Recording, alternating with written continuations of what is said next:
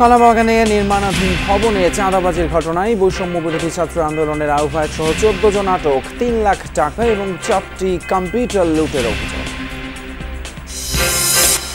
বৈষম্য বিরোধী বা সমন্বয়ক পরিচয়ের অস্তিত্ব এখন আর নেই জানালেন নাহিদ ইসলাম। নর্থ সাউথের সামনে ঘটনার জন্য পুরো ছাত্রদল দায়ী নয় বললেন সার্জিস। বৈষম্য বিরোধী বা সমন্বয়ক যে পরিচয়, সেই পরিচয়টা কিন্তু এখন আর এক্সিস্ট করে না সেই অর্থে। ফলে আইন শৃঙ্খলা বাহিনীর কাছে আমাদের থাকবে যাতে এই পরিচয় ব্যবহার করে কেউ যদি অপকর্ম করে তারা তাদের আইন অনুযায়ী ব্যবস্থা নেবে। ছাত্রদলের অবশ্যই তার বিরুদ্ধে এই সাংগঠনিক ব্যবস্থাটি নেওয়া উচিত। দুঃখজনকভাবে সার্জিস আলম এই ঘটনাকে রাজনৈতিক রূপ দেওয়ার জন্য ছাত্রদলকে দায়ী করে ফেসবুকে পোস্ট করেন। কোনো ঘটনা ঘটলেই দায় চাপানো উদ্দেশ্যমূলক বলছে ছাত্রদল। ইসি সঠিকভাবে কাজ করলে জুন জুলাই নির্বাচন সম্ভব বললেন রিজভী।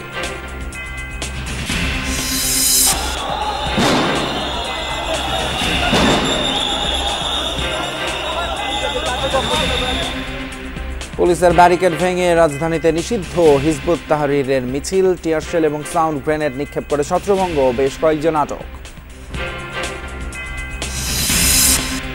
মাগুরায় বোনের বাড়িতে গিয়ে ধর্ষণের শিকার শিশুর জ্ঞান ফেরেনি এখনো। আইসিইউতে 48 ঘন্টার পর্যবেক্ষণে রেখেছেন চিকিৎসকরা, 2 জন আটক। যে ঘটনাটা ঘটছে সবার কাছে একটাই নিচ্ছি যে এটা নিয়ে সবাই প্রতিবাদে নামুক। চাঁদাবাজি এবং ভাঙচুরের অভিযোগে বৈষম্য বিরোধী ছাত্র আন্দোলনের কলাবাগান থানার আহ্বায়ক সালাউদ্দিন সালমান সহ 14 জনকে আটক করেছে যৌথ বাহিনী। পরে তাদের কলাবাগান থানায় হস্তান্তর করা হয়েছে। শুক্রবার দুপুরে ধানমন্ডির রাসেল স্কোয়ারে কাবিকো কনস্ট্রাকশন লিমিটেড নামের একটি প্রতিষ্ঠানে আওয়ামী লীগের অফিস সন্দেহে হামলা চালায় অভিযুক্তরা। এ সময় 3 লাখ টাকা, 4টি কম্পিউটার লুট সহ অফিসে ভাঙচুর চালানো হয়। এই ঘটনায় 14 জনকে আটক করে কলাবাগান থানায় হস্তান্তর করে যৌথ বাহিনী। আটককৃতদের কাছ থেকে নগদ 31,000 টাকা উদ্ধার করা হয়েছে। দ্রুত বিচার আইনে আটক 14 জন সহ অজ্ঞাতরা 5-6 জনকে আসামি করে মামলা করা হয়েছে। এখানে সমন্বয়ক নাই, কেউ সমন্বয়ক নাই। এটা যিনি আছেন উনি হলেন কলাবাগান থানা বৈষম্য বিরোধী ছাত্র আন্দোলনের আহ্বায়ক। এই ঘটনায় 14 জন আটক আছে, 14 জন সহ অজ্ঞাতনামা আরো 5-6 জনের বিরুদ্ধে মামলা রুজু করা হয়েছে। কেউ কোথাও কোনো ব্যক্তি কোথাও নিজের থেকে কোনো অপারেশন বা কোনো অভিযান পরিচালনা করতে পারবেন না করার জন্য আমরা সবার প্রতি অনুরোধ জানাই। এদিকে বৈষম্য বিরোধী অথবা সমন্বয়ক পরিচয়ের এখন আর কোনো অস্তিত্ব নেই। এই পরিচয় ব্যবহার করে যদি কেউ কিছু করতে চায় তাহলে আইন শৃঙ্খলা বাহিনীকে ব্যবস্থা নেবার অনুরোধ আগেই জানান জাতীয় নাগরিক পার্টির আহ্বায়ক নাহিদ ইসলাম। শুক্রবার বিকেলে দলের পক্ষে এক সংবাদ সম্মেলনে এমন অনুরোধ করেন তিনি। নাহিদ ইসলাম আরও বলেন, নির্বাচনের আগে পুলিশের কর্মক্ষমতা অবশ্যই বৃদ্ধি করতে হবে। এক্ষেত্রে সকল রাজনৈতিক দলকে একসাথে কাজ করার আহ্বানও জানান নাহিদ ইসলাম। নতুন দল গঠনের পর কেন্দ্রীয় কমিটির প্রথম বৈঠক শেষে নিজস্ব কার্যালয়ে জাতীয় নাগরিক পার্টির সংবাদ সম্মেলন। এতে উপস্থিত ছিলেন দলটির প্রায় সকল কেন্দ্রীয় নেতা। সাংবাদিকদের প্রশ্নের জবাবে আহ্বায়ক নাহিদ ইসলাম বলেন, গণ অভ্যুত্থানের পর নির্বাচনের সময় থেকে নির্বাচনের প্রেক্ষাপটকেই বেশি গুরুত্ব দিচ্ছে নাগরিক পার্টি। বৈষম্য বিরোধী ছাত্র আন্দোলনের আগের জায়গায় নেই, সেখান থেকে একটি ছাত্র সংগঠন তৈরি হয়েছে, একটি বৈষম্য বিরোধী ছাত্র আন্দোলন এবং নাগরিক কমিটির উদ্যোগে রাজনৈতিক দল তৈরি হয়েছে। ফলে বৈষম্য বিরোধী বা সমন্বয়ক যে পরিচয়, সেই পরিচয়টা কিন্তু এখন আর এক্সিস্ট করে না সেই অর্থে। ফলে আইন শৃঙ্খলা বাহিনীর কাছে আমাদের থাকবে যাতে এই পরিচয় ব্যবহার করে কেউ যদি অপকর্ম করে তারা তাদের আইন অনুযায়ী ব্যবস্থা নেবে। নির্বাচনের আগে পুলিশের কর্মক্ষমতা আরো বৃদ্ধির বিষয়ে গুরুত্ব আরোপ করেন তিনি। পুলিশ যেরকম নাজুক অবস্থায় আছে, এইরকম নাজুক অবস্থায় নির্বাচন করাটা অনেক বেশি কঠিন হবে এবং এই পুলিশ প্রশাসনের কিন্তু একটা সুষ্ঠু নির্বাচন করার অভিজ্ঞতা দীর্ঘদিনের নেই, তাদের সক্ষমতা পরীক্ষা হয় না দীর্ঘদিন ধরে। সেই জায়গা থেকে আমি বলেছি যে আমাদেরকে অবশ্যই নির্বাচনের আগে এই যে পুলিশিং ব্যবস্থা আছে, আইন শৃঙ্খলার যে পরিস্থিতি আছে সেটাকে অবশ্যই উন্নত করতে হবে এবং সেটার জন্য সরকারের পাশাপাশি রাজনৈতিক দলগুলো যারা রয়েছে, বিভিন্ন সামাজিক শক্তি যারা রয়েছে তাদেরকেও এগিয়ে আসতে হবে। সংবাদ সম্মেলনে সার্জিস আলম বলেন, বুধবার রাতে নর্থ সাউথের সামনে ঘটে যাওয়া হামলার জন্য পুরো ছাত্রদলের উপর দায় চাপানো উচিত নয়। তো ছাত্রদলের অবশ্যই তার বিরুদ্ধে এই সাংগঠনিক ব্যবস্থাটি নেওয়া উচিত। অন্যথায় তাদের দলের যে নেতাকর্মী যারা রয়েছে যারা কেন্দ্রীয় পোস্টের তাদের উপরে যে তাদের ওই নিয়ন্ত্রণটি নেই এবং তারা একটি তাদের ভিতরের যে শৃঙ্খলার যে পরিস্থিতি এই বিষয়টি হতে তাদের যে কন্ট্রোলটি নেই এটি কিন্তু প্রকাশ পাবে। জুলাই আন্দোলনে নিহতদের পরিবার এবং আহতদের নিয়ে 10 মার্চ সোহরাওয়ার্দী উদ্যানে ইফতার আয়োজনের ঘোষণাও দেয়া হয় সংবাদ সম্মেলন থেকে। এনসিপি পক্ষ থেকে একটি ইফতার পার্টির আয়োজন করা হয়েছে। ভাস্কর ভাদুরী, যমুনা নিউজ, ঢাকা। অন্যদিকে কোনো অপ্রীতিকর ঘটনা ঘটলেই ছাত্রদলের নাম জড়ানো দূরভূসন্ধি লক্ষ্য করা যাচ্ছে বলে অভিযোগ ছাত্রদলের সভাপতি রাকিবুল ইসলামের। বেসরকারি বিশ্ববিদ্যালয়ের শিক্ষার্থীদের সঙ্গে অপ্রীতিকর ঘটনায় ছাত্রদলের উপর দায় চাপিয়েছেন জাতীয় নাগরিক পার্টির উত্তরাঞ্চলীয় মুখ্য সমন্বয়ক। এমন মন্তব্য করেছেন সংগঠনটির সাধারণ সম্পাদক নাসির উদ্দিন।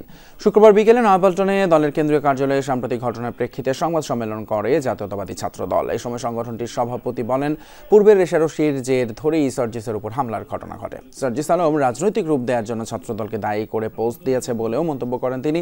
যদিও এমন ঘটনার জন্য দুঃখ প্রকাশ করেছে ছাত্রদল। ব্রিফিংয়ে ছাত্রদলের সাধারণ সম্পাদক বলেন, বিক্ষুব্ধ বেসরকারি বিশ্ববিদ্যালয়ের শিক্ষার্থীরাই নর্থ সাউথে সার্জিসদের উপর হামলা করেছে। নাসির বলেন, একক ইজারাদার হিসেবে গণ অভ্যুত্থানের মালিকানা ছিনতাই করেছে জাতীয় নাগরিক পার্টি।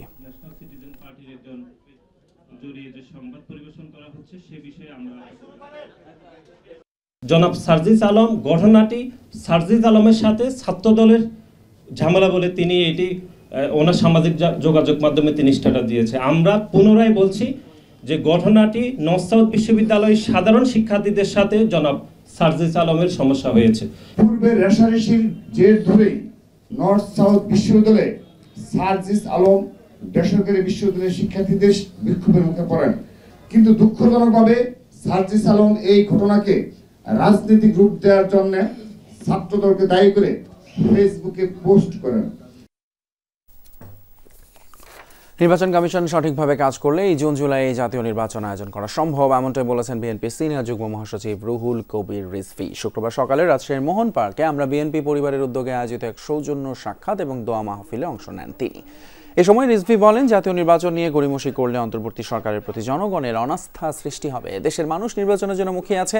জাতীয় নির্বাচনের আগে স্থানীয় বা অন্য কোনো নির্বাচনের সুযোগ নেই বলেও মন্তব্য করেন রুহুল কবির রিজভী।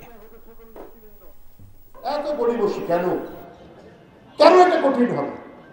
নির্বাচন কমিশন যদি সঠিকভাবে কাজ করে তাহলে ডিসেম্বর কেন আপনার জুনের মধ্যে নির্বাচন করা সম্ভব। নিষিদ্ধ ঘোষিত সংগঠন হিজবুত তাহরীরের মিছিল ঘিরে রাজধানীতে তুলকালাম। জুমার নামাজের পর বায়তুল মোকাররম থেকে সমবেত হয়ে পল্টন বিজয়নগর এলাকা প্রদক্ষিণ করে নেতাকর্মীরা। এ সময় বাধা দেয় পুলিশ। টিয়ার শেল, সাউন্ড গ্রেনেড ছুড়ে ছত্রভঙ্গ করে দেওয়া হয় তাহরীর সদস্যদের। রমজানের প্রথম জুমার নামাজ, তাই জাতীয় মসজিদে ঘিরে মুসল্লিদের উপস্থিতিও বেশি। কিন্তু একটি নিষিদ্ধ সংগঠনের কর্মসূচি ঘোষণা করায় বাড়তি নিরাপত্তা ব্যবস্থা নেয় আইনশৃঙ্খলা বাহিনী। কয়েক স্তরের তল্লাশি শেষে প্রবেশ করতে হয় মুসল্লিদের। নামাজ শুরুর বেশ আগেই মসজিদের ভেতর ও বাইরে পূর্ণ হয়ে যায় মুসল্লিতে। জায়গা না পেয়ে অনেকে সড়কের উপরেই নামাজ আদায় করেন। নামাজ শেষ হতেই নিষিদ্ধ হিজবুত তাহরীর কর্মীরা উত্তর গেট থেকে মিছিল নিয়ে সামনে এগিয়ে যেতে চাইলে প্রথম দফায় বাধা দেয় পুলিশ। ব্যারিকেড ভেঙে মিছিল চলে যায় পুরানো পল্টন মোড় হয়ে বিজয়নগরের দিকে। বিজয়নগর থেকে পল্টনের দিকে মিছিল যখন ফিরে আসতে শুরু করে তখনই টিয়ারশেল নিক্ষেপ করে তাদের ছত্রভঙ্গ করে দেওয়ার চেষ্টা করে পুলিশ। এরপর শুরু হয় সাউন্ড গ্রেনেড নিক্ষেপ। পুলিশের ধাওয়ায় অলিগলিতে পালিয়ে যায় বিক্ষোভকারীরা। এক পর্যায়ে পুলিশের সাথে যোগ দেন সেনা সদস্যরাও। একটি নিষিদ্ধ সংগঠন কিভাবে নির্বিঘ্নে রাজধানীতে বিক্ষোভ করার সুযোগ পেল, ঘটনাস্থলে এমন প্রশ্নের উত্তর মেলেনি পুলিশ সদস্যদের কাছ থেকে। বিভিন্ন জায়গায় বিভিন্ন জন পুলিশ আছে। এখন দেখি আমরা চেষ্টা করতেছি, আরো যারা আছে তাদের সাথে আমি কথা বলতেছি। প্রায় ঘণ্টাখানেক পর পরিস্থিতি স্বাভাবিক হয় বায়তুল মোকাররম এলাকায়। রিয়াজ রায়হান, যমুনা নিউজ, ঢাকা। অন্যদিকে হিজবুত তাহরীরের কর্মসূচিতে অংশগ্রহণকারীদের ৪৮ ঘন্টার মধ্যে গ্রেপ্তারের দাবি জানিয়েছে বাংলাদেশ গণতান্ত্রিক ছাত্র সংসদ। শুক্রবার সন্ধ্যায় রাজু ভাস্কর্যের সামনে বিক্ষোভ মিছিল করে এই দাবি জানান তারা। নিষিদ্ধ ঘোষিত সংগঠন প্রকাশ্য কর্মসূচির মাধ্যমে দেশকে অস্থিতিশীল করে তোলার চেষ্টা করছে বলে অভিযোগ তাদের। এই কার্যক্রম ঠেকাতে রাষ্ট্রীয় বাহিনীগুলো ব্যর্থতার পরিচয় দিয়েছে বলেও মন্তব্য করেন বক্তারা। হিজবুত তাহরীরের সাথে আওয়ামী লীগের সন্ত্রাসীদের কোনো সম্পর্ক আছে কিনা তা খতিয়ে দেখার আহ্বান জানানো হয়েছে। উগ্রবাদী সন্ত্রাসীদের ঠিকানা যেন এই বাংলায় না হয় সেজন্য প্রশাসন এবং সরকারের আরো শক্ত অবস্থান দাবি করেন তারা। ধর্মকে ভিত্তি করে যে রাজনীতি নারীকে ছোট করে, নারীর প্রতি বিদ্বেষ পোষণ করে এবং নারীকে অসম্মান করে এবং অবমাননা করে, এই রাজনীতির স্থান এই বাংলাদেশে হবে না। এই আওয়ামী লীগের সন্ত্রাসীরা কিন্তু আজকে এই হিজবুত তাহরীরের মিছিলের সাথে শামিল হয়েছে। কোন বিদেশি প্রেসক্রিপশনে যদি বাংলাদেশ রাষ্ট্রকে অস্থিতিশীল করার অপচেষ্টা চালানো হয়, তাহলে বাংলাদেশের শিক্ষার্থী সমাজ এর দাঁত ভাঙা জবাব দিতে প্রস্তুত রয়েছে। মাগুরায় ধর্ষণের শিকার শিশুটিকে লাইফ সাপোর্টে নেওয়া হয়েছে। চিকিৎসকরা জানান তার অবস্থা আশঙ্কাজনক। নিবিড় পর্যবেক্ষণের পর শিশুটির আপডেট জানাতে পারবেন চিকিৎসকরা। এই অবস্থায় ঢাকা মেডিকেলের আইসিইউর সামনে উদ্বেগ উৎকণ্ঠায় স্বজনরা। বোনের বাড়িতে বেড়াতে গিয়ে ধর্ষণের ঘটনায় সন্দেহভাজন দুজনকে আটক করেছে পুলিশ, তবে এখনও কোনো মামলা হয়নি। পুলিশ জানায় কয়েকদিন আগে মাগুরায় বোনের বাড়িতে বেড়াতে যায় ৪র্থ শ্রেণীর এই শিশু। বৃহস্পতিবার দুপুরে বাড়িতে ৮ বছরের শিশুটিকে একা পেয়ে পাশবিক নির্যাতন চালায় তার বোনের শ্বশুর। অসুস্থ হয়ে পড়লে দ্রুত ভর্তি করা হয় মাগুরা সদর হাসপাতালে। শারীরিক অবস্থার অবনতি ঘটলে উন্নত চিকিৎসার জন্য ঢাকায় পাঠানো হয়। রাতেই অভিযুক্ত হিটু মিয়া এবং শিশুটির বোন জামাইকে আটক করে পুলিশ। এদিকে ধর্ষকের দৃষ্টান্তমূলক শাস্তির দাবিতে রাতেই সদর থানার সামনে বিক্ষোভ করেছে এলাকাবাসী। এখনো জ্ঞান ফেরেনি শিশুটির। ঢাকা মেডিকেলের চিকিৎসকরা জানিয়েছেন অবস্থা আশঙ্কাজনক। আরও ৪৮ ঘন্টা পর্যবেক্ষণের পর জানাতে পারবেন আপডেট। এ অবস্থায় ঢাকা মেডিকেলের আইসিইউর সামনে উদ্বেগ উৎকণ্ঠায় স্বজনরা। যে ঘটনাটা ঘটছে আমরা সবার কাছে একটাই নিচ্ছি যে এটা নিয়ে সবাই প্রতিবাদে নামুক। ডাক্তারের সর্বশেষ বক্তব্য দিয়েছে যে রোগী এখন বর্তমানে আগের তুলনার থেকে একটু সুস্থ আছে। শিশুটির বাবা দিনমজুর। ঢাকা মেডিকেলে আনার মতো অবস্থা না থাকায় অর্থ সাহায্য দিয়ে এগিয়ে এসেছেন এই যুবদল নেতা। জানালেন জীবন মৃত্যুর সন্ধিক্ষণে শিশুটি। 2টা আসামি গ্রেপ্তার হয়েছে, তাতেও মনটা ক্ষান্ত হচ্ছে না। আমরা এই যে শিশু বাচ্চা আসিয়াকে এখন দেখতে গিয়েছিলাম, এই বাচ্চাটা আইসিইউতে আছে এখনও। স্বাভাবিকভাবে মানুষের জ্ঞানের মাত্রা যেটা 15 থাকে, এই শিশু বাচ্চার জ্ঞানের মাত্রা এখন 8-এ আছে। মৃত্যুর সাথে পাঞ্জা লড়তেছে মুমূর্ষু অবস্থায়। তার অপারেশনগুলো হয়েছে কিন্তু তার এখনো জ্ঞান ফেরে নাই। ধর্ষণের সর্বোচ্চ সাজা ফাঁসি। আইনে থাকলেও রায় কার্যকর হয় না। এমন ঘটনার দৃষ্টান্তমূলক শাস্তি চাইলেন ভুক্তভোগীর পরিবার। রাব্বি সিদ্দিকী, যমুনা নিউজ, ঢাকা। নির্যাতন সহ নারীদের বিভিন্নভাবে হেনস্থার ঘটনায় গভীর উদ্বেগ প্রকাশ করেছেন বিএনপির মহাসচিব মির্জা ফখরুল ইসলাম আলমগীর। শুক্রবার দুপুরে গণমাধ্যমে পাঠানো এক বিবৃতিতে জানিয়েছেন তীব্র নিন্দা এবং প্রতিবাদ। বিবৃতিতে তিনি বলেন, শিক্ষা প্রতিষ্ঠান সহ বিভিন্ন স্থানে নারীদের ইফটিজিং, শ্লীলতাহানি এবং হেনস্থা করা হচ্ছে। ধর্ষণ ও নির্যাতনের পর হত্যাও করা হচ্ছে নারীদের। অভিযোগ করেন আওয়ামী লীগের আমল থেকেই বেড়েছে এর ব্যাপকতা। তারা নারী নির্যাতনের বিরুদ্ধে কঠোর ব্যবস্থা নেয়নি, আর সেই বিচারহীনতার কারণেই নির্যাতনকারীরা আরও উৎসাহ পেয়েছে, হয়ে উঠেছে বেপরোয়া। বিবৃতিতে অন্তর্বর্তী সরকারকে এসব নৈরাজ্যকর পরিস্থিতি কঠোর হাতে দমন করে দেশে ন্যায় বিচার এবং শান্তি প্রতিষ্ঠার জন্য আহ্বান জানান মির্জা ফখরুল। ভারতের অপপ্রচারের বিরুদ্ধে আলেমদের সোচ্চার হওয়ার আহ্বান জানিয়েছেন জাতীয় নাগরিক পার্টির দক্ষিণাঞ্চলের মুখ্য সংগঠক হাসনাত আব্দুল্লাহ। না হলে এসব অর্জন বিফলে যাবে বলেও মন্তব্য করেন তিনি। শুক্রবার বিকেলে রাজধানী ধানমন্ডির একটি রেস্টুরেন্টে জাতীয় ঐক্যে আলেমদের ভূমিকা শীর্ষক আলোচনা সভায় এই কথা বলেন হাসনাত। তিনি বলেন, ধর্মের নামে ইসলাম পরিপন্থী সব কাজের বিরুদ্ধে আলেম ওলামাদের সোচ্চার থাকতে হবে। বাংলাদেশ অসাম্প্রদায়িক দেশ না হলেও সাম্প্রদায়িক সম্প্রীতি রয়েছে উল্লেখ করে হাসনাত আব্দুল্লাহ বলেন, বিদেশে নানান ধরনের অপপ্রচার চালানো হচ্ছে, সেসবের বিরুদ্ধে সবাইকে সতর্ক এবং সোচ্চার থাকতে হবে। ভারতীয় ষড়যন্ত্র এখনো পর্যন্ত অব্যাহত রয়েছে, সেটির বিরুদ্ধে যেন আমাদের সংগ্রাম অব্যাহত থাকে। নচেত আমাদের যে সংগ্রামটি, আমাদের প্রাথমিক অর্জনটি, এই অর্জনটিকে কিন্তু বিতর্কিত করার সবসময় চেষ্টা বা সবসময় অপচেষ্টাটি থাকবে।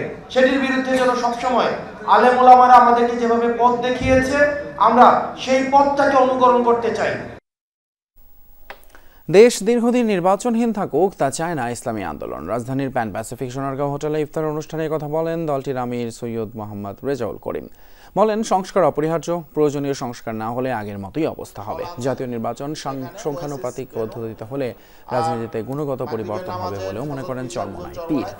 রাজনীতিবিদ এবং কূটনৈতিকদের সম্মানে রাজধানীর সোনারগাঁও হোটেলে ইফতার অনুষ্ঠান করেছে ইসলামী আন্দোলন বাংলাদেশ, যেখানে বিএনপি, জামায়াত ইসলামী, এনসিপি সহ বিভিন্ন রাজনৈতিক দলের নেতারা অংশ নেন।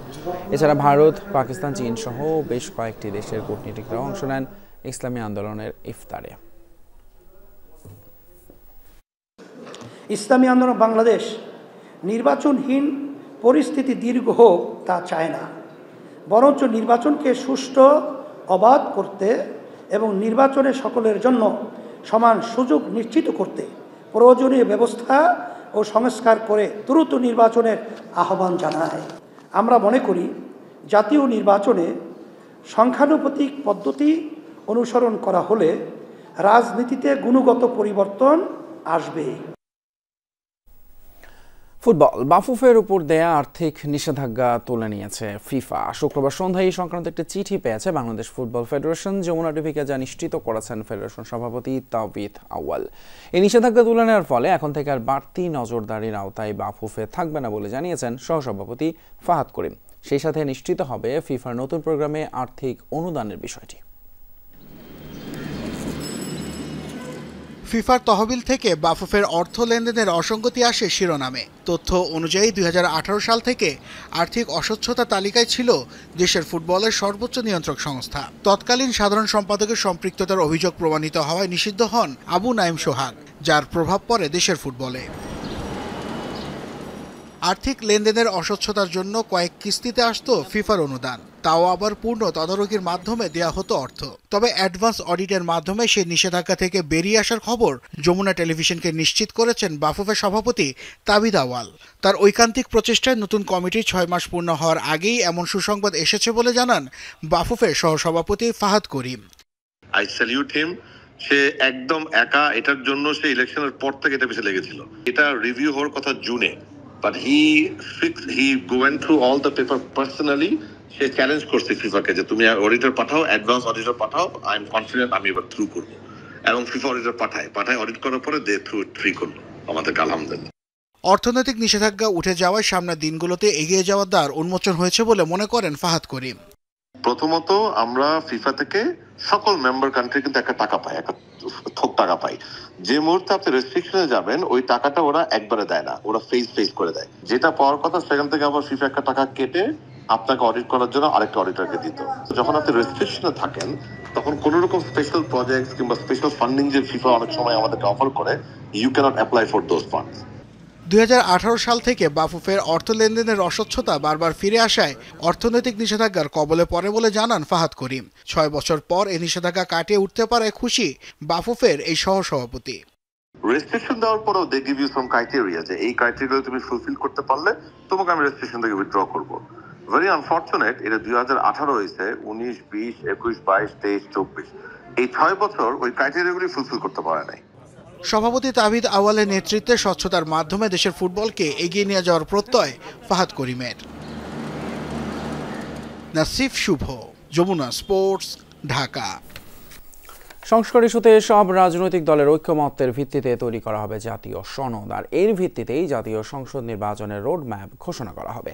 যমুনা টিভিকে জানিয়েছেন প্রধান উপদেষ্টা নেতৃত্বাধীন জাতীয় ঐক্যমত্য কমিশনের 2 সদস্য। সংবিধান এবং নির্বাচন সংস্কার কমিশনের প্রধান হিসেবে দায়িত্ব পালনকারী ডক্টর আলী রিয়াজ এবং ডক্টর বদিউল আলম মজুমদার বলেছেন, আগামী 7 থেকে 10 দিনের মধ্যে রাজনৈতিক দলগুলোর সাথে আলাদাভাবে বসতে যাচ্ছে ঐক্যমত্য কমিশন। প্রধান উপদেষ্টা ডক্টর মোহাম্মদ ইউনূসের নেতৃত্বে 7 সদস্যের জাতীয় ঐক্যমত কমিশন গঠিত হয়েছে 12 ফেব্রুয়ারি। 6 মাস মেয়াদী এই কমিশনের কার্যক্রম শুরু হয় 15 ফেব্রুয়ারি রাজনৈতিক দলগুলোর সাথে আলোচনার মধ্য দিয়ে।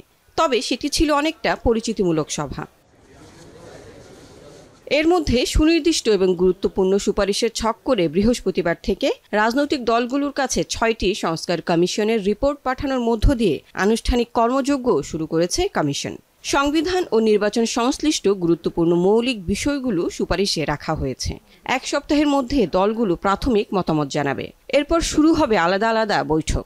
সংসদের উচ্চকক্ষ যেমন সংসদের এই যে নারী প্রতিনিধিত্ব, বিরোধী দলকে ডিপটি স্পিকারের পদ দেওয়া, প্রধানমন্ত্রীর টার্ম লিমিট, এক ব্যক্তি একই সাথে প্রধানমন্ত্রী, সংসদ নেতা, দলের প্রধান না হওয়া, এরকম অনেকগুলো প্রস্তাব যেগুলো রাজনৈতিক দলের উপর নির্ভর করবে। প্রক্রিয়ার মধ্য দিয়ে ওনারা এটা বাস্তবায়ন করতে চান। এর মধ্যে থাকবে যে গণভোট দিয়ে হতে পারে, নির্বাচনের আগে গণভোট হতে পারে, কিংবা ধরুন অধ্যাদেশের মাধ্যমে হতে পারে, নির্বাচিত সংসদ পরবর্তী সময় হতে পারে, আবার ধরুন একই সঙ্গে গণভোট এবং নির্বাচন হতে পারে। তো আবার ধরুন আমরা একটা সংসদ যেটা গণপরিষদ হিসেবে কাজ করবে। জাতীয় নাকি স্থানীয় নির্বাচন আগে হবে, এই বিতর্কের পাশাপাশি সংবিধান সংস্কারের বেশ কিছু বিষয়ে ভিন্নমত আছে রাজনৈতিক দলগুলোর মধ্যে। এক্ষেত্রে গুরুত্বপূর্ণ এবং মৌলিক বিষয়ে ঐক্যমত না হলে কি হবে, প্রশ্ন ছিল কমিশনের সদস্যদের কাছে। আন্দোলনের আগে থেকেই বলা হচ্ছে রাষ্ট্র সংস্কারের কথা, অন্ততপক্ষে গত 1 দশক ধরে আমি জানি। তো তাহলে এই আকাঙ্ক্ষাটা যেহেতু আছে, আগ্রহটা যেহেতু আছে, কমিটমেন্টটা যেহেতু আছে, তাহলে অনেক জায়গাগুলোতে একমত আছে। এর বাইরেও যদি কিছু থেকে যায়, অবশ্যই কিছু থাকবে, তাহলে এগুলো থাকলো, জনগণ জানলেন যে অমুক রাজনৈতিক দল এটা করতে চেয়েছে, অমুক রাজনৈতিক দল এটা করতে চায়নি, তাই তো? সেই অনুযায়ী তারা সিদ্ধান্ত নেবেন।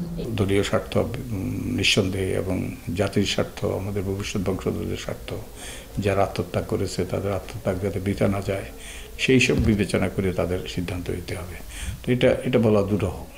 তো আমরা সেটাই নিরূপণ করার জন্যই আমরা এই প্রক্রিয়া অবলম্বন করেছি। কর্তৃত্ববাদী স্বৈরাচারী শাসন ব্যবস্থা যেন আর ফিরে না আসে, সংস্কারে এই লক্ষ্যকে গুরুত্ব দিচ্ছে কমিশন। সদস্যরা বলছেন রাজনৈতিক দলগুলোর ঐক্যমতের উপর নির্ভর করছে জাতীয় সনদ ও সংসদ নির্বাচনের রোডম্যাপ। রাজনৈতিক দলগুলো যত দ্রুত ঐক্যমত্যে পৌঁছবে, তত দ্রুত একটা যেটা আকাঙ্ক্ষা যে একটা জাতীয় সনদ, এটা প্রণীত হবে এবং তার ভিত্তিতে একটা নির্বাচনী রোডম্যাপ হবে, ঘোষণা করা হবে আশা করি। ঐক্যমত কমিশনের সংস্কারের চূড়ান্ত প্রস্তাব বাস্তবায়ন কোন প্রক্রিয়ায় হবে এর সিদ্ধান্ত রাজনৈতিক দলগুলোর উপরই ছাড়ছেন সদস্যরা। তাদের ঐক্যমত্য ছাড়া এগুলো বাস্তবায়ন করা সমীচীন নয়। লাভলি বিথি, যমুনা নিউজ, ঢাকা। আত্মগোপনে 6 মাস পর ধরা পড়েছেন চট্টগ্রামের উত্তর পাহাড়তলী ওয়ার্ডের বহুল আলোচিত সাবেক কাউন্সিলর জহুরুল আলম জসিম। ঢাকা থেকে গ্রেপ্তারের পর চট্টগ্রাম আনা হয় তাকে। গত মাসে গ্রেপ্তার তার স্ত্রীর জামিনের আশায় স্বেচ্ছায় ধরা দিয়েছেন, এমন প্রচারণা ভিত্তিহীন বলে দাবি পুলিশের। পাহাড় কেটে অবৈধ স্থাপনা নির্মাণ, জমি দখল, কিশোর গ্যাং লালন সহ নানা ঘটনায় বহুল আলোচিত উত্তর পাহাড়তলী ওয়ার্ডের সাবেক কাউন্সিলর জহুরুল আলম জসিম গত বছর বেলার প্রধান নির্বাহী সৈয়দা রিজওয়ানা হাসানের নেতৃত্বে একটি টিম পাহাড় কাটা ও খাল দখলের স্থান পরিদর্শনে গেলে তাদের উপর হামলা চালায় তৎকালীন এই কাউন্সিলরের অনুসারীরা। 5 আগস্টের পর জসিম আত্মগোপনে চলে যায়। 6 মাস পর ঢাকার বসুন্ধরা থেকে গ্রেপ্তারের পর তাকে চট্টগ্রাম নিয়ে আসে পুলিশ। তার বিরুদ্ধে 18টি মামলা হয়েছে। বৈষম্য বিরোধী আন্দোলনে ছাত্র জনতার উপর হামলায় তিনি জড়িত বলে দাবি পুলিশের। ছাত্রদের যৌক্তিক আন্দোলনকে প্রতিহত করার লক্ষ্যে আগ্নেয়াস্ত্র, দেশীয় অস্ত্রশস্ত্র, ককটেল ও লাঠিসোঁটা নিয়ে আতর্কিত হামলা করে এবং ছাত্র জনতার উপর নৃশংসভাবে আক্রমণ করলে ছাত্রদল কর্মী ওয়াসিম আকরাম, শিবির কর্মী ফয়সাল আহমেদ শান্ত এবং ফার্নিচার ব্যবসায়ী মোহাম্মদ ফারুক ঘটনাস্থলে নিহত হয়। এর আগে গত 17 ফেব্রুয়ারি গ্রেপ্তার হন জসিমের স্ত্রী তাসলিমা। স্ত্রীর জামিনের আশায় তিনি স্বেচ্ছায় ধরা দিয়েছেন, এমন প্রচারণা ভিত্তিহীন বলে দাবি পুলিশের। অত্যন্ত হাস্যকর একটা স্টেটমেন্ট। আমাদের উপস্থিতি টের পেয়ে আমি নিজে উপস্থিত ছিলাম। উনি সুকৌশলে পলায়ন করার চেষ্টা আবারও করেছেন এবং আমাদের দক্ষতার কারণে তাকে আমরা গ্রেপ্তার করতে সক্ষম হই। নিজের বিরুদ্ধে বিভিন্ন অভিযোগ অস্বীকার করেন সাবেক এই কাউন্সিলর। কোথাও নাই।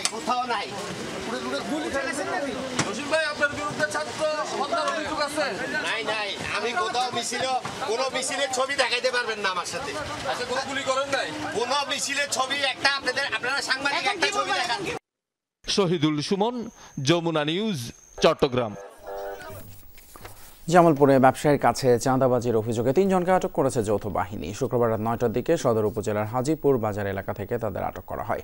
আটকরা হলেন পলাশ মিয়া, সিরাজুল ইসলাম এবং ফরমান। তারা 3 জনই হাজিপুর এলাকার বাসিন্দা।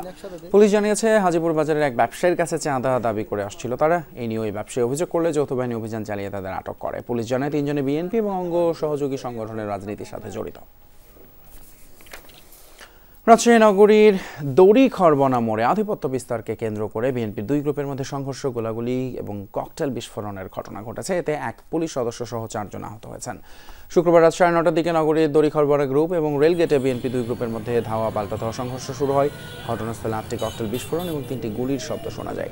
উভয় গ্রুপ চাপাতি, রামদা সহ দেশীয় অস্ত্র নিয়ে সংঘর্ষে জড়ায়। এ সময় রাস্তার পাশে থাকা 3টি মোটরসাইকেলে আগুন ধরিয়ে দেওয়া হয়।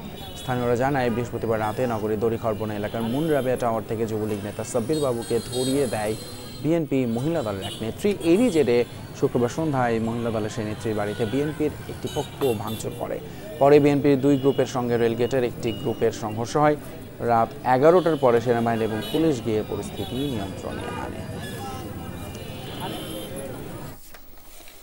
নড়াইলে বিএনপির অফিসে 3টি বোমা হামলা করেছে দুর্বৃত্তরা। এতে দলের 3 নেতাকর্মী আহত হয়েছে। শুক্রবার রাত 9:30টার দিকে জেলা সদরের গোবরা বাজার এলাকায় এই ঘটনা ঘটে। স্থানীয়রা জানায়, গোবরা নতুন স্ট্যান্ডে সিঙ্গা সোলপুর ইউনিয়ন বিএনপির অফিসে কয়েকজন নেতাকর্মী থাকাকালীন বোমা হামলা করে পালিয়ে যায় দুর্বৃত্তরা। পরে আহত ইউনিয়ন বিএনপির সহসভাপতি বাবু মোল্লা, কর্মী নিউটন গাজী এবং সৈয়দ ওয়াজেদ আলীকে উদ্ধার করে হাসপাতালে নেওয়া হয়। এর মধ্যে অবস্থা আশঙ্কাজনক হওয়ায় সৈয়দ ওয়াজেদ আলীকে ঢাকায় পাঠানো হয়েছে। ঝিনাইদহের কালীগঞ্জে ভুল চিকিৎসায় শ্রী উৎস ভট্টাচার্য নামে এক শিক্ষার্থীর মৃত্যুর অভিযোগ উঠেছে। শুক্রবার সকালে উপজেলার কালীগঞ্জ ফাতেমা প্রাইভেট হাসপাতালে এই ঘটনা ঘটে। স্বজন এবং স্থানীয়রা জানায়, সকালে ওই হাসপাতালে নাকের পলিপাস অপারেশনের জন্য ভর্তি হন শ্রী উৎস ভট্টাচার্য। চিকিৎসক রাজিবুল হাসান দুপুরে রোগীর অপারেশন করার পর রোগীর জ্ঞান না ফিরলে তাকে যশোর মেডিকেলে পাঠানো হয়। সেখানে পৌঁছালে চিকিৎসকরা তাকে মৃত ঘোষণা করেন। পরিবারের পক্ষ থেকে ঘটনার সুষ্ঠু তদন্ত করে জড়িতদের শাস্তির দাবি জানানো হয়েছে। এর মধ্যে হাসপাতালটি পরিদর্শন করেছে স্থানীয় প্রশাসন, তবে থানায় অভিযোগ দায়ের করেনি পরিবার। শ্রী উৎস ভট্টাচার্য সরকারি মাহতাবউদ্দিন ডিগ্রি কলেজের 1ম বর্ষের শিক্ষার্থী। সিলেটের কানাইঘাট সীমান্তে ভারতীয় খাসিয়াদের হামলায় এক বাংলাদেশি মারা গিয়েছে। মরদেহ নিয়ে গেছে ভারতীয় সীমান্তরক্ষী বাহিনী বিএসএফ। বিজিবি জানিয়েছে, শুক্রবার দুপুরে লোফাছড়া সীমান্তে যায় শাহেদ মিয়া। সেখানে ভারতীয় খাসিয়াদের হামলায় প্রাণ হারান তিনি। মরদেহ নিয়ে যায় বিএসএফ। এই বিষয়ে তথ্য জানতে চাইলে বিজিবির কাছে মরদেহের ছবি পাঠায় বিএসএফ। পরে নিশ্চিত হওয়া যায় পরিচয় সম্পর্কে। জানা যায়, নিহত শাহেদ কানাইঘাটের মঙ্গলপুর গ্রামের বাসিন্দা। মরদেহ ফিরিয়ে আনার কাজ চলছে বলেও জানিয়েছে বড়ঘাট বাংলাদেশ বিজিবি। রমজানের প্রথম শুক্রবার ছুটির দিনে জমজমাট ঈদের কেনাকাটা। দক্ষিণ এশিয়ার বৃহত্তম শপিং মল যমুনা ফিউচার পার্কে লেগেছে ঢেউ। ঈদের খুশি মানে নতুন পোশাক, বাড়ির সদস্যদের আবদার এবং ঈদ উপহারে অন্যতম অনুষঙ্গ নতুন জামা কাপড়। কেনাকাটার পরিসর আর বৈচিত্র্যের কারণে যমুনা ফিউচার পার্ক এরই মধ্যে জয় করেছে ক্রেতাদের মন। একই ছাদের নিচে সকল পণ্যের সমাহার থাকায় যেমন সময় বাঁচছে, তেমনি খোলামেলা পরিসর দিচ্ছে স্বাচ্ছন্দ্যে কেনাকাটার সুযোগ। ক্রেতাদের চাহিদা মাথায় রেখে ঈদ আয়োজনকে রাঙিয়ে তুলেছে দেশি বিদেশি ব্র্যান্ডের শোরুমগুলো। পোশাকের পাশাপাশি অন্যান্য আনুষঙ্গিক পণ্যের দোকানেও লেগেছে ঈদ কেনাকাটার ধুম। সন্তানকে পছন্দের পোশাকটি কিনে দিতে পেরে খুশি বাবা মাও।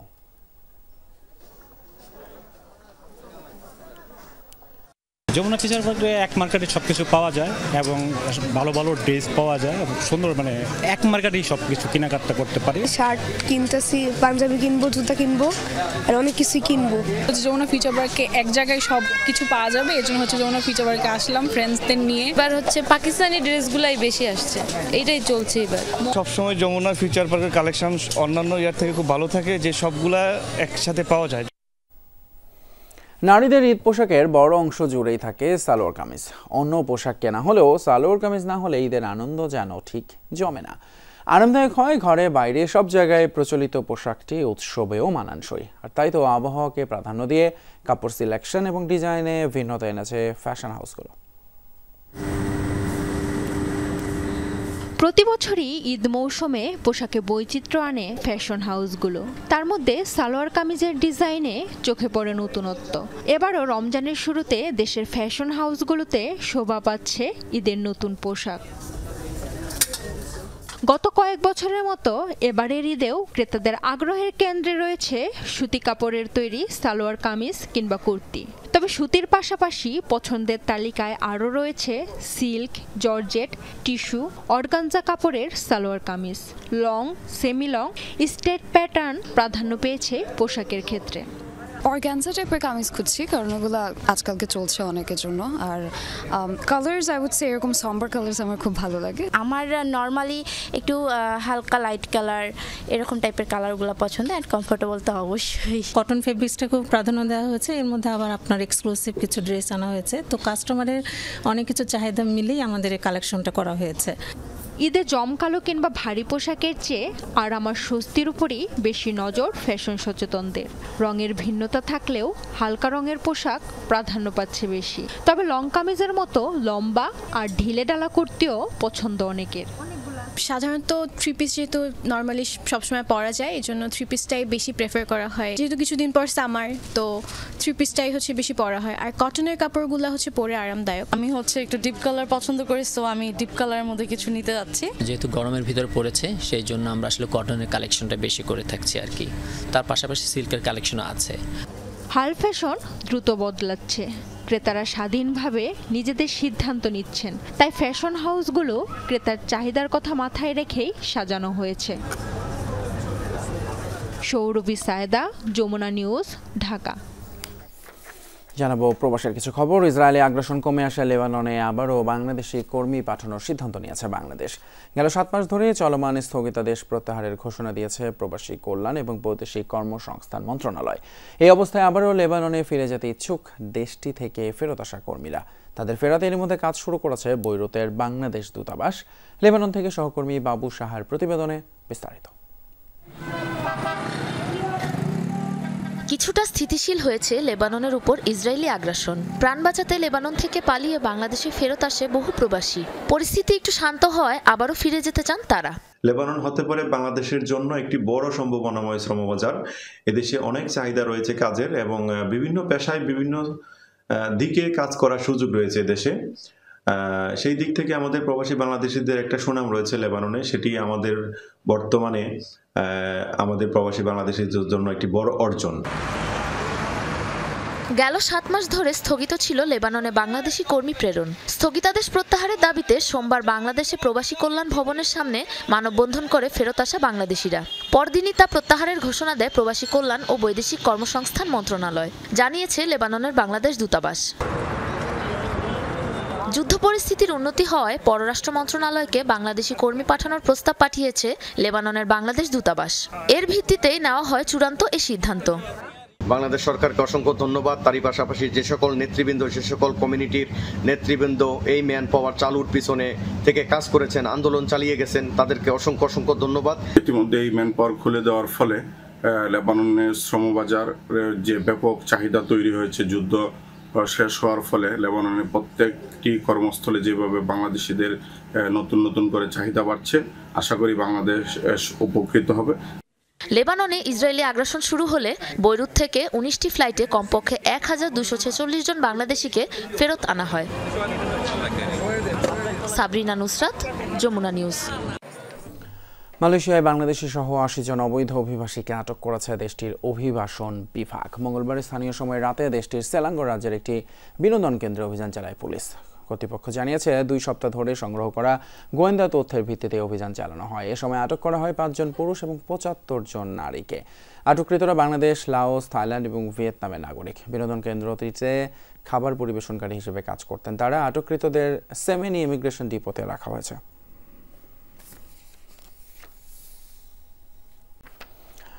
ওমানে বৃহত্তর রাঙ্গুনিয়া জাতীয়তাবাদী ফোরামের উদ্যোগে আয়োজিত হয়েছে ইফতার এবং দোয়া মাহফিল। রাজধানী মাস্কাটের এক রেস্তোরাঁয় আয়োজন করা হয়। ফোরামের সাধারণ সম্পাদক মোস্তফা জামাল পারভেজ এবং উপদেষ্টা আলমগীরের যৌথ পরিচালনায় অনুষ্ঠানটি সভাপতিত্ব করেন মোহাম্মদ সেলিম। মাহফিলে প্রধান বক্তা ছিলেন সেলিম উদ্দিন পারভেজ। এই সময় আরও বক্তব্য দেন দিদারুল আলম ইকবাল, মোহাম্মদ সালাউদ্দিন, জামাল উদ্দিন সহ আরও অনেকে। এ সময় কোরআন এবং হাদিসের আলোকে বিশ্বজুড়ে রমজানের তাৎপর্য তুলে ধরা হয়। মাহফিল শেষে খালেদা জিয়ার রোগ মুক্তি কামনায় বিশেষ দোয়া এবং মোনাজাত করা হয়।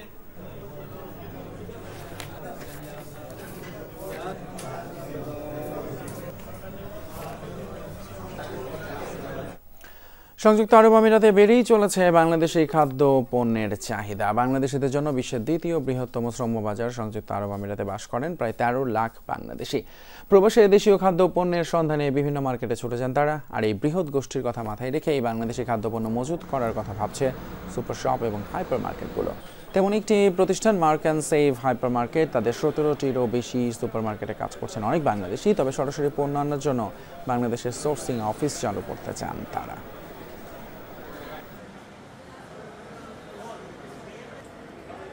গার্মেন্টস ছাড়া অন্যান্য প্রোডাক্টে মানুষ আগ্রহ প্রকাশ করে না বা কম করে, সেই জন্য বাংলাদেশি প্রোডাক্ট হিসেবে কোনো পণ্য এখানে বাজারজাত করা আমাদের অনেকের জন্য খুব কঠিন হয়ে যায়, যার ফলে অনেক বাংলাদেশি সাপ্লায়াররা নিজেদের ব্র্যান্ড নামটা না দিয়ে যে কোম্পানিকে সাপ্লাই দিচ্ছে তাদের ব্র্যান্ড নেমে ওরা সাপ্লাইটা দেয়। এদিকে ওমানের বাংলাদেশ সোশ্যাল ক্লাবের আওতাধীন ঢাকা উইং এর উদ্যোগে অনুষ্ঠিত হয়েছে ইফতার এবং দোয়া মাহফিল। বৃহস্পতিবার রাজধানী মাস্কাটের একটি হোটেলে অনুষ্ঠানের আয়োজন করা হয়। এতে সভাপতিত্ব করেন ঢাকা উইং এর আহ্বায়ক মোহাম্মদ ইকবাল। অনুষ্ঠানটি পরিচালনা করেন সংগঠনটির যুগ্ম আহ্বায়ক আহমদ উল্লাহ। প্রধান অতিথি ছিলেন বাংলাদেশ দূতাবাসের শ্রম উইং এর প্রথম সচিব আসাদুল হক। উপস্থিত ছিলেন মনির হোসেন, জামাল উদ্দিন সহ আর অনেক প্রবাসী বাংলাদেশি। এছাড়াও অনুষ্ঠান শেষে বিশেষ মোনাজাতে অংশ নেন তারা। আপনাদের কাছে আমার মেসেজ, আপনারা সমাজে যারা দায়িত্বে ছিল সুন্দরভাবে সুন্দর যে সুশৃঙ্খল রাজনীতি করবেন, যেখানে আমরা সবাই মিলেমিশে থাকতে পারি। আমরা যাতে সুন্দর যদি থাকে, বাংলাদেশ সুন্দর থাকবে, বাংলাদেশ সুন্দর থাকি, আমরা সুন্দর থাকবো। আন্তর্জাতিক খবর। ইসরায়েলি বাহিনীর কড়া নজরদারির মধ্যে জেরুজালেমে পবিত্র আল-আকসা মসজিদে রমজানের প্রথম জুমার নামাজ আদায় করলেন মুসল্লিরা। শুক্রবার শান্তিপূর্ণভাবেই সালাত শেষ হয়। স্থানীয় বার্তা সংস্থা জানিয়েছে অন্তত 90,000 মুসল্লি এই জামাতে অংশ নিয়েছেন। এদিকে রমজানের প্রথম জুম্মার নামাজ আদায়কে কেন্দ্র করে সংঘাতের শঙ্কায় সতর্ক অবস্থায় ছিল ইসরায়েল। মসজিদের আশপাশের বিভিন্ন এলাকায় বসানো হয় চেকপোস্ট। মোতায়েন করা হয় 3000-এরও বেশি নিরাপত্তা বাহিনীর সদস্য। গত রমজানের মতো এবারও আল-আকসা মসজিদে প্রবেশের অনুমতি পাননি সব ফিলিস্তিনি, বিশেষ করে পশ্চিম তীরের বাসিন্দারা। 55 ও তার অধিক বয়সী পুরুষ এবং 50 ও তার অধিক বয়সী নারীরাই শুধু নামাজ আদায়ের অনুমতি পেয়েছেন। ইউক্রেনের নিরাপত্তা ইস্যুতে ব্রাসেলসে অনুষ্ঠিত হয়েছে ইইউ সম্মেলন। বৃহস্পতিবার বেলজিয়ামের রাজধানীতে জরুরি সম্মেলন অনুষ্ঠিত হয়। এই সময় হাঙ্গেরি ছাড়া ইইউভুক্ত বাদবাকি দেশ কিয়েভের পাশে থাকার নিশ্চয়তা দিয়েছে। ইউক্রেনের সামরিক সক্ষমতা বৃদ্ধির লক্ষ্যে নিজেদের প্রতিরক্ষা খাতে ব্যয় বাড়ানোর সিদ্ধান্তে একমত হয়েছেন জার্মানির বিদায়ী চ্যান্সেলর ওলাফ শোলস। ইউরোপীয় কমিশনের প্রেসিডেন্ট সহ শীর্ষস্থানীয় নেতারাও এতে সায় দেন। তবে ইউক্রেনকে সামরিক সহায়তার পক্ষে নেই হাঙ্গেরি। ট্রাম্প সমর্থক হিসেবে পরিচিত হাঙ্গেরির প্রধানমন্ত্রী ভিক্টর অরবানের রুশ প্রেসিডেন্ট ভ্লাদিমির পুতিনের সাথেও রয়েছে সখ্যতা।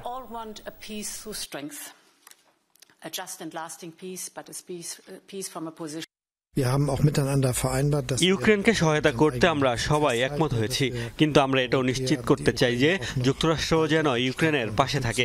কিয়েভকে সহায়তা প্রদানে পশ্চিমা অস্ত্র উৎপাদনকারী প্রতিষ্ঠানগুলোর একজোট হওয়া উচিত। নতুন বছরে ইউক্রেনের অর্থনৈতিক অবস্থা নিয়ে আমরা পরিকল্পনা করেছি। ইউক্রেনের সামরিক শক্তি বৃদ্ধিতে আমরা সহায়তা করব। পরমাণু কর্মসূচি নিয়ে ইরানকে সরাসরি হুঁশিয়ারি দিলেন ডোনাল্ড ট্রাম্প। মার্কিন প্রেসিডেন্টের স্পষ্ট ঘোষণা, আলোচনার মাধ্যমে সংকটের সমাধান না করলে সামরিক পদক্ষেপে যাবে যুক্তরাষ্ট্র। এই ইস্যুতে তেহরানের কাছে একটি চিঠি পাঠিয়েছেন ট্রাম্প। আল জাজিরা সহ আন্তর্জাতিক বিভিন্ন গণমাধ্যম বলছে পরমাণু চুক্তি নিয়ে দ্রুত সমঝোতার জন্য ইরানের কাছে এই চিঠিটি পাঠানো হয়েছে। শুল্ক নিয়ে মেক্সিকো কানাডা উত্তেজনার মধ্যে এবার ইরানের পরমাণু ইস্যুতে হঠাৎই নাটকীয় মোড় যুক্তরাষ্ট্রের। মার্কিন প্রেসিডেন্ট ট্রাম্প জানিয়েছেন ইরানকে পরমাণু অস্ত্রের মালিক হতে দেয়া হবে না, তাই শিগগিরই তেহরানকে এই ইস্যুতে আলোচনায় বসতে হবে। এর ব্যতিক্রম হলে সামরিক পথ গ্রহণ করবে ওয়াশিংটন। তার পরিণাম ইরানের জন্য ভালো হবে না বলে হুঁশিয়ারি দেন ট্রাম্প। গেল মেয়াদে ইরানের সাথে হওয়া পরমাণু চুক্তি বাতিল করেন প্রেসিডেন্ট ট্রাম্প।